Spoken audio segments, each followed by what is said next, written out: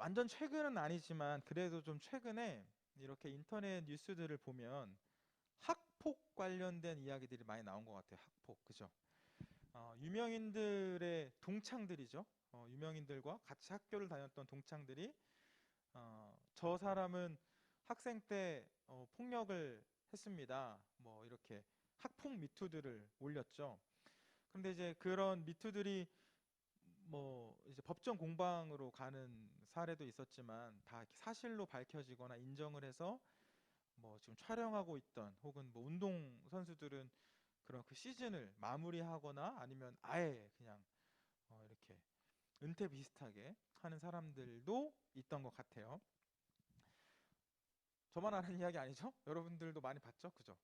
그 막 잘생긴 남자 막 그 연예인들도 학폭에 연루됐던 것 같고 그죠? 아이돌 여자 아이돌 중에서도 이 학폭 관련된 사람이 있었던 것 같은데 전 여러분들이 그 기사를 그냥 넘기지 않았으면 좋겠어요. 그냥 대수롭지 않게 생각 안 했으면 좋겠어요. 인터넷에서 언급되는 그 기사를 보면서 경각심을 좀 가졌으면 좋겠습니다. 지금 우리 사회는 이 청소년기, 특별히 철없는 시절에 했던 그 철없는 행동을 용서하는 사회가 아니에요. 다른 사람들의 잘못을 뭐 덮어주고 감싸주는 문화가 없죠. 물론 학폭이 잘했다는 것이 아니라 음, 실수한 것에 대해서 내가 잘못한 것에 대해서 덮어주고 감싸주기보다는 그거에 대해서 무차별적으로 드러내고 공격하는 시대입니다. 뭐 하나 발견되면 특히 유명한 사람들은 이제 뒤에서 벌떼같이 공격을 하죠. 이런 문제가 뭐 연예인들만 해당되겠지라고 생각 안 해야 돼요. 왜냐하면 여러분들도 유명해질 거니까 그죠? 우리 여기서 그죠? 뭐 국회의원이 나올 수도 있고, 뭐 회사의 CEO가 나올 수도 있고, 뭐 아이돌이 나올 수도 있고, 운동선수가 나올 수도 있는데, 여러분 지금 이 청소년 시기에 삶이 나중에 내 삶에도 영향을 줄 수 있다는 것 반드시 좀 기억했으면 좋겠습니다. 성경은 죄의 삭슬, 죄의 값을 사망이라고 말해요. 죄 지으면 사망이라는 거죠. 그런데 정말 이 성경뿐만이 아니라 우리가 살아가는 이 세상은 정말 이 죄의 값이 사망으로 느껴져요. 그죠? 운동선수가 죄가 걸리면 운동을 더 이상 선수로 뛸 수가 없습니다. 은퇴해야 돼요. 운동선수에게 은퇴는 사망이나 마찬가지죠. 뭐 7년, 8년 열심히 연습생 준비해서 아이돌 되었는데 학폭이 터졌으면 뭐 팀에서 탈퇴하고 연예인 못하는 거죠. 그러면 그 연예인에게는 사망이나 마찬가지인 결과죠. 죄의 삭은 사망이다라고 성경도 얘기하는데 우리 세상도 그렇게 얘기하는 것 같아요. 물론 하나님께서는 우리가 회개하면 죄 용서해 주시지만 여러분들 죄를 안 짓기 위한 노력이 필요합니다. 죄를 안 지을 수는 없겠죠. 살다 보면 죄를 지으며 살아가는데 죄를 안 짓기 위한 노력 그리고 지금 내 삶의 모습, 내 생활 이런 것들에 따라서 내 미래까지 영향을 줄 수 있다는 것 기억했으면 좋겠습니다. 오늘 성경은 이 이집트의 노예로 살아가던 이스라엘 백성들이 하나님의 도움으로 구원받은 사건을 이야기하는데요. 지난주까지 말씀 잘 들었죠? 이 요셉이 이집트 제국의 그 황제에게 쓰임을 받았죠. 그래서 요셉이란 사람이 이집트 사람이 아니잖아요. 아시아에서 온 사람인데 당시 가장 강한 제국이었던 그 이집트의 총리로 살고 있을 때 요셉의 아빠 누굴까?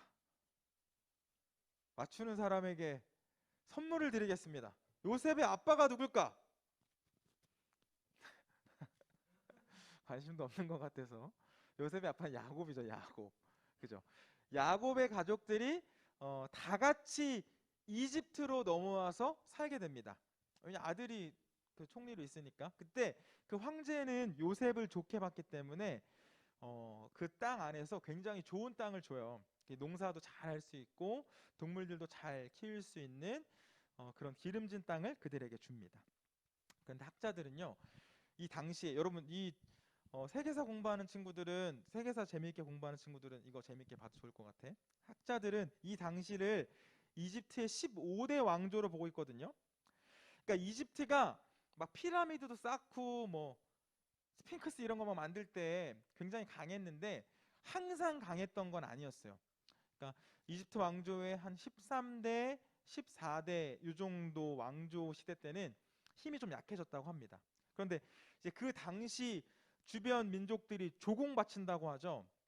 이렇게 뭐 세금도 바치고 뭐 노동력도 바치고 그랬던 주변 민족들, 특별히 이집트 근처에 그 아시아, 소아시아, 서아시아 근처에 있는 이 나라들이 이집트 제국이 조금 약해졌을 때 더 이상 조공을 바치지 않고 우리는 이제 너희들에게 아무것도 주지 않겠다, 이런 조공을 다 끊어버려요. 그러니까 그 정도로 제국이 약해진 거죠. 힘이, 정치력이 약해진 거죠. 그리고 14대 왕조 마지막에 어떤 일이 일어나냐면 소아시아에 힉소스라는 사람이 군대를 일으켜서 반란을 일으키는데 이집트를 공격하고 그 공략에 성공합니다. 그래서 이집트 제국의 새로운 황제가 돼요. 그래서 이집트 15대 왕조를 힉소스 왕조라고도 부릅니다. 이 힉소스가 어디 사람이었다고요? 소아시아 사람이었다고 했죠. 이집트 사람이 아니라 아시아에서 넘어온 사람이 왕이 됐으니까 당연히 아시아 사람들이 좋게 보이겠죠. 그래서 같은 민족, 좀 이렇게 피부 색깔도 비슷하고 하니까. 그러니까 그 당시에 요셉도 국무총리가 될 수 있었고 요셉의 가족들도 이집트에 와서 살 수 있었겠죠. 같은 민족 사람이 왕을 하고 있으니까. 그런데 안타깝게도 이 힉소스 왕조, 그러니까 아시아 사람이 왕이 됐던 그 힉소스 왕조가 영원하지 않았어요. 봄날이 지속되지 않았습니다. 시간이 흘러서 아흐모세라는 사람이 나오는데 이 사람은 전통 이집트 사람이에요. 원래 태어날 때부터 이집트 사람. 이 사람이 다시 한번 반란을 일으켜서 나라를 장악하게 되고 당시 그 귀족들에 있었던 아시아 사람들, 팔레스타인 사람들을 다 내쫓습니다. 그때가 이제 18대 왕조인데, 그러니까 15대, 이집트의 15대, 16대, 17대까지는 아시아 사람들이 주로 통치를 했고 요셉의 통치를 기억하던 사람들이었어요. 그러니까 요셉이 굉장히 지혜롭고 하나님의 도우심으로 나라의 어려움을 잘 극복시킨 그런 사람으로 기대하고 있었는데 이 시간이 흘러서 아흐모세가 들어서면서부터 18대 왕조부터 사람들이 요셉을 잊어버리기 시작합니다. 요셉이란 사람을 까맣게 잊어버려요. 그리고 시간이 흘러서 요셉을 완전히 잊어버린 이집트 19대 왕조, 20대 왕조가 시작되는데 우리가 오늘 살펴볼 성경은 이집트의 20대 왕조 시기를 말해요. 당시 황제의 이름은 람세스 2세였습니다. 람세스 2세는 요셉을 전혀 모르는 왕이었고 당연히 하나님도 모르는 사람이었겠죠. 그런데 이 사람이 이 나라를 통치하려고 보니까 좋은 땅에 누가 살고 있어? 듣고 있는 거죠. 누가 살고 있죠? 우리 좋은 땅에 누가 살고 있어요? 아시아 사람들이 아직 살고 있는 거야. 야곱의 후손들이죠. 야곱과 요셉의 후손들이 우리 땅, 아주 좋은 땅에 동물들도 잘 키울 수 있고 농사도 잘 지을 수 있는 그 땅에 살고 있는데 보니까 사람들도 많아요. 쟤네 뭔데? 쟤네 분명 우리 민족 사람들이 아닌데 뭔데 저 좋은 땅에서 저렇게 잘 살고 있는 거야? 그리고 왜 이렇게 사람이 많은 거야? 그러니까 이 사람이, 이 람세스 2세가 약간의 두려움도 느낄 수 있었겠죠. 쟤네들 혹시 더 성장해서 더 사람들이 많아져서 예전 그 힉소스처럼 우리 이집트를 장악하려는 것은 아닐까? 두려움이 생깁니다. 그래서 이 사람이 이제 나라를 다스릴 때 어떤 정책을 펼치냐면 저 소아시아 사람들, 저 야곱의 가족들, 야곱의 후손들 다 우리 땅에서 힘을 쓰지 못하도록 해야겠다. 그래서 정책을 펼치는데 첫 번째 정책이 뭐냐면 이 사람들을 노예로 삼는 거예요. 그래서 그냥 우리나라 한 백성이 아니라 이 사람들을 다 노예로 삼아서 성을 짓고 또 도시를 건설하고 또 당시 이집트는 수많은 우상들을 섬겼는데 그 신전들을 섬기는 일에 굉장히 심한 노동을 시킵니다. 사람이 하기 어려운 노동을 시키면서 남자들이 이제 노동을 하다가 또 뭐 죽기도 바랬고 또 힘이 약해져서 자녀들도 못 낳고 이러기를 바랬는데 무슨 일인지 노동을 하면서도 점점 자손들이 더 많아지는 거예요. 그러니까 이 황제가 이거 갖고는 안 되겠다. 노동 갖고는 안 되겠다. 어떤 정책을 또 하나 펼치냐면 유아 학살 정책을 펼치는데 남자아이가 태어나면 그냥 다 죽이라는 거야. 그러니까 당시엔 산부인과가 없었고 이 아기를 받는데 도와주는 사람들이 있잖아요. 성경에서 산파라고 하는데 그 산파 여인들한테 시키는 거예요. 남자아이를 태어나면 그냥 다 죽여버려. 엄청 무서운 명령을 내린 거죠. 그런데 이 산파들이 또 하나님을 믿는 사람들이어서 그 말에 순종하지 않아요. 그러니까 아기를 다 살려주는 거야. 그러니까 이제 황제가 아니 노동을 시켜도 인원이 많아지고 남자아이들 태어나면 다 죽이라고 했는데 죽이지도 않고 막 계속 성장하니까 이거 안 되겠다. 무슨 법을 내리냐면 그냥 다 죽여. 태어나는 아이들 몰래 죽이는 게 아니라 그냥 남자아이들, 갓난아이들 그냥 다 죽여. 남자아이들 다 죽이면 결국에는 이 사람들이 자동적으로 이 민족이 없어지겠죠. 결혼을 할 수가 없고 아기를 낳을 수가 없으니까 다 죽여 이렇게 된 거예요. 여러분 한번 생각해 봅시다. 이게 옛날 얘기고 우리나라 민족 얘기가 아니라고 해서 여러분들 굉장히 지금 공감 안 될 수 있는데 사실 약간의 감정이입을 조금만 한다면 굉장히 이거 무섭고 놀라운 역사죠. 끔찍한 역사죠. 우리 민족을 노예로 부리는 것으로 부족해서 애기들을 다 죽이라고 지금 왕이 명령을 했다는 거예요. 그런데 안타까운 것은 이 아기의 부모들이 힘이 없으니까 노예로 살고 있으니까 그 왕의 명령 앞에서 할 수 있는 게 아무것도 없어요. 대들었다가는 그냥 진짜 나도 죽어. 내 애기만 죽는 게 아니라 나도 죽게 된 상황에서 아무것도 할 수 없습니다. 성인들은 노동으로 죽고 아기들은 살인으로 다 죽어갔어요. 아무것도 할 수 있는 게 없었습니다. 이 사람들을 우린 히브리인들이라고 하는데 여러분 이 히브리인들이 아무것도 할 수 없을 때 내 힘으로 할 수 있는 게 아무것도 없을 때 뭐 했을까요? 이 사람들이 뭘 했을까요? 뭘 했을까? 진서가 뭐 했을까? 할 수 있는 게 아무것도 없어. 뭐 했을까? 현도야, 뭐 했을까? 아멘, 아멘. 기도했어요, 기도. 아무것도 할 수 없을 때 기도했어요. 그런데 여러분, 그 기도를 하나님께서 들으십니다. 성경 말씀 읽어줄게요. 출애굽기 3장 9절에 10절인데 제가 읽어줄게요. 지금도 이스라엘 자손이 부르짖는 소리가 나에게 들린다. 이집트 사람들이 그들을 학대하는 것도 보인다. 하나님께서는요, 이 히브리인들이 눈물 흘리면서 하나님 저희는 아무것도 할 수 없습니다. 하나님 도와주세요라고 기도하는 그 기도의 소리를 들으시고 이들을 구원하시기로 이들을 살려주시기로 작정하십니다. 그래서 하나님께서 어떻게 하시냐면 모세라는 사람을 선택하셨어요. 모세.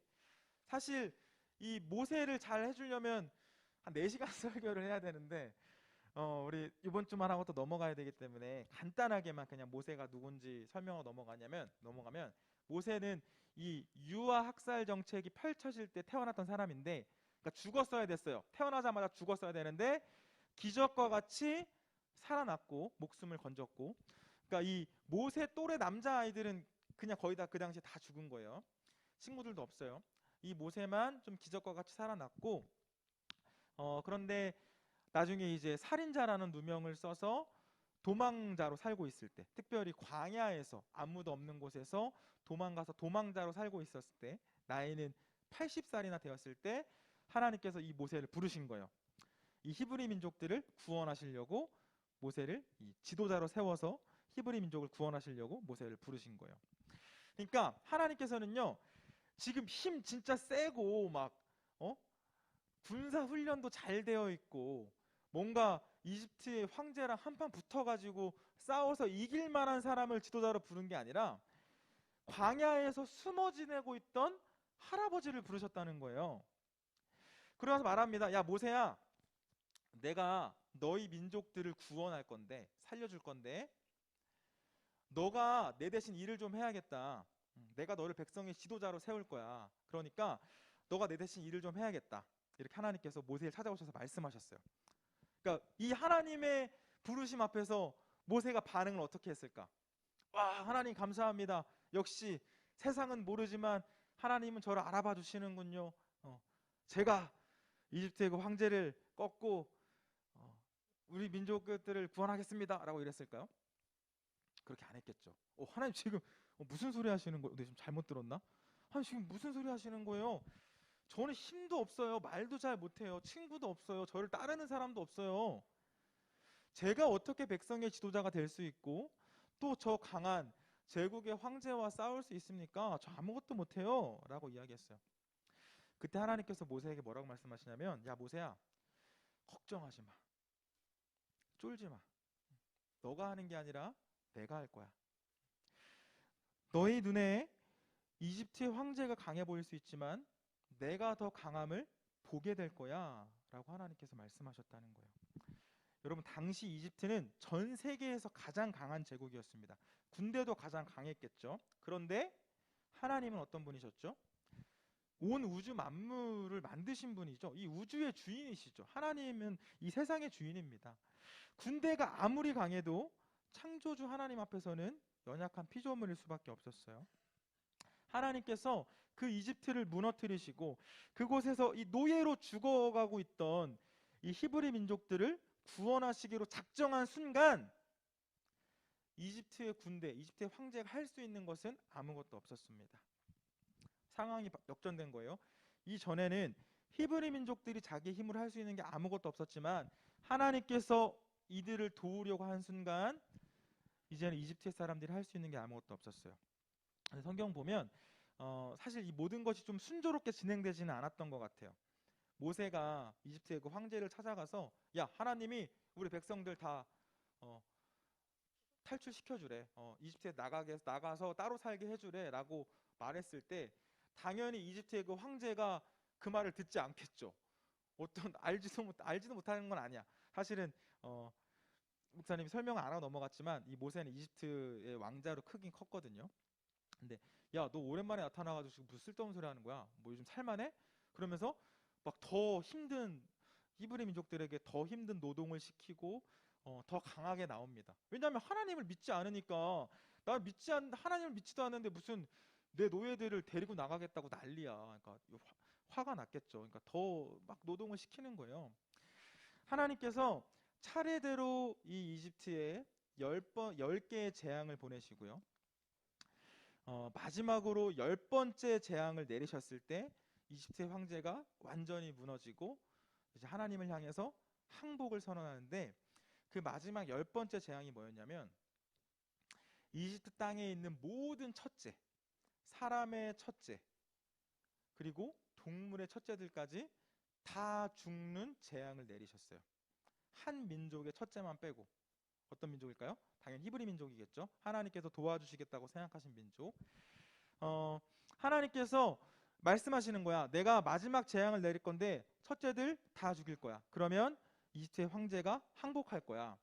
근데 하나님께서 이 하나님의 백성들에게 말씀하신 게 있어요. 그게 뭐냐면 야 내가 천사들을 보내서 재앙을 내릴 건데 너네가 나의 백성이라는 것을 증명하는 모습이 필요해. 그래서 시키신 게 뭐냐면 어린 양을 죽여서 그 피를 집 문에다가 바르면 어린 양의 피를 집 문에다 바르면 하나님의 천사가 지나가다가 이 어린 양의 피가 발려져 있는 집은 그냥 지나가고 하나님의 백성이니까 피가 발려져 있지 않은 집들은 다 들어가서 첫째를 빼앗아 간 겁니다.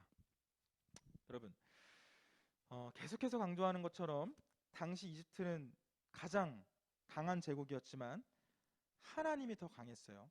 하나님께서는 그들의 악행을 보시지 않았고 하나님의 백성들의 기도를 모르는 척하지 않았습니다. 그래서 역사 속에 개입하셨고요. 그렇게 하나님의 백성들 구원받았는데 이 이야기가 과거의 이야기로 끝나면 안 돼요. 저희들도 반드시 기억하고 있어야 될 굉장히 중요한 내용입니다. 지금 구약 성경에서 오늘 제일 중요한 본문이거든요. 왜냐하면 우리들도 같은 방법으로 구원받았기 때문이에요. 성경은 2000년 전 이 땅에 오신 예수님이 우리에게 어린 양과 같은 분이었다라고 이야기를 합니다.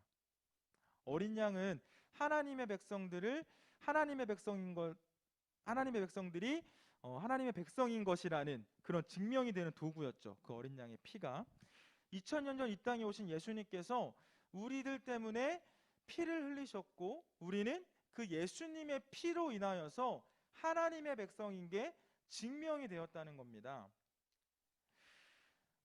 당시 이집트보다 더 강한 죽음과 사단의 권세가 우리를 잡고 우리를 누르고 우리를 영원한 죽음으로 가려고 하지만 하나님께서 더 강하시죠.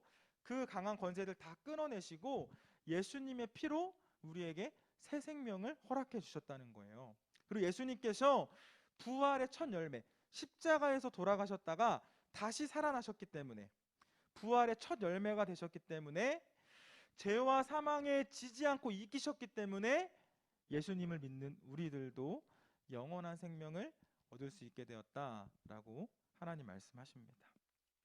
여러분 이거 믿었으면 좋겠어요. 예수 그리스도의 보혈로 예수 그리스도의 피로 나의 모든 죄가 씻김 받았고 내가 하나님의 백성이라는 증거가 되었고 그리고 예수님의 부활로 인하여서 나도 하나님의 백성인 나도 하나님의 자녀인 나도 영원한 생명을 얻게 되었다.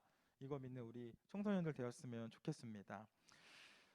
다시 설교 처음에 말했던 학폭 이야기로 좀 돌아가서 사실 이 목사님이 학교 다닐 때는 학폭이란 단어 없었던 것 같아요.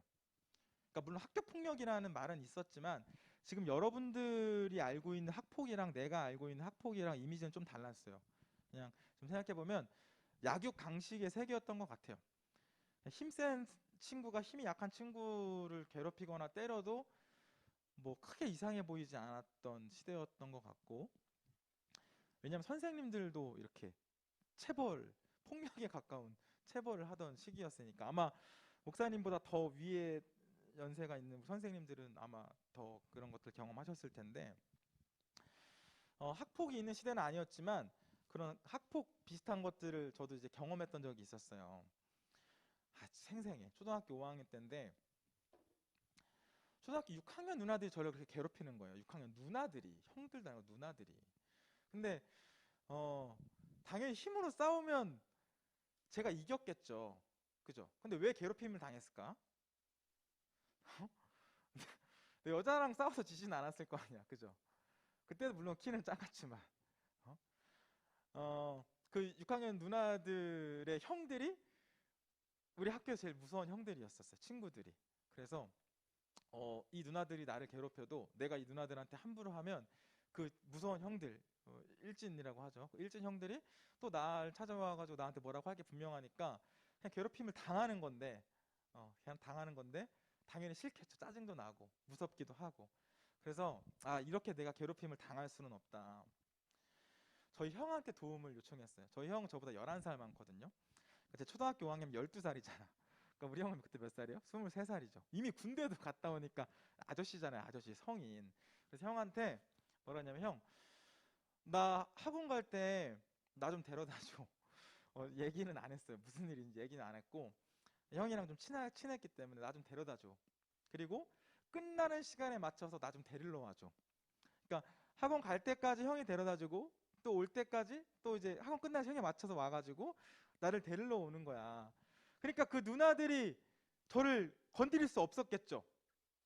왜? 우리 형이 더 세니까.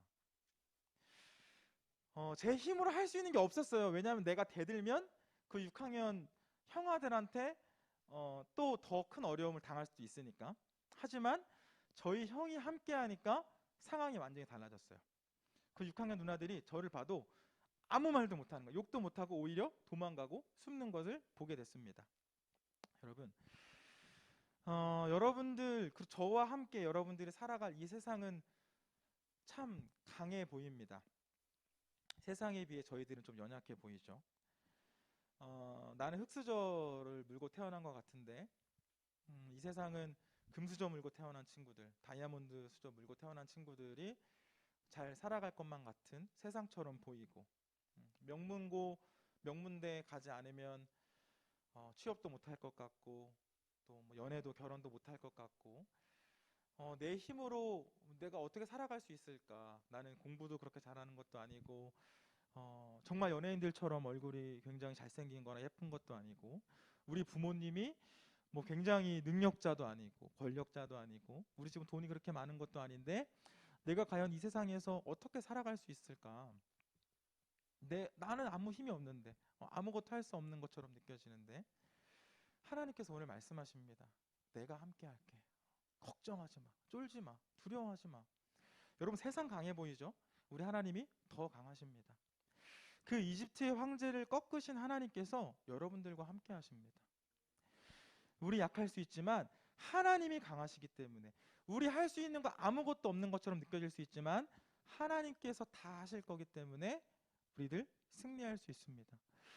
하나님께서는요, 이 땅에 사람의 몸으로 오셔서 사람의 가장 공포인 그 죽음에서 승리하셨고 부활하셨어요. 그리고 그 부활하신 예수님께서 우리와 언제나 함께 하시고 우리를 지켜주시고 우리를 인도하신다고 약속하셨습니다. 여러분들 이거 믿고 살아갔으면 좋겠어요. 오늘 설교 제목을 제가 쫄지 마 이렇게 했는데, 하나님이 우리와 함께 하십니다. 쫄지 말고 겁먹지 말고 이 세상보다 더 강한 하나님이 나의 하나님이라는 거 믿고 살아갔으면 좋겠어요.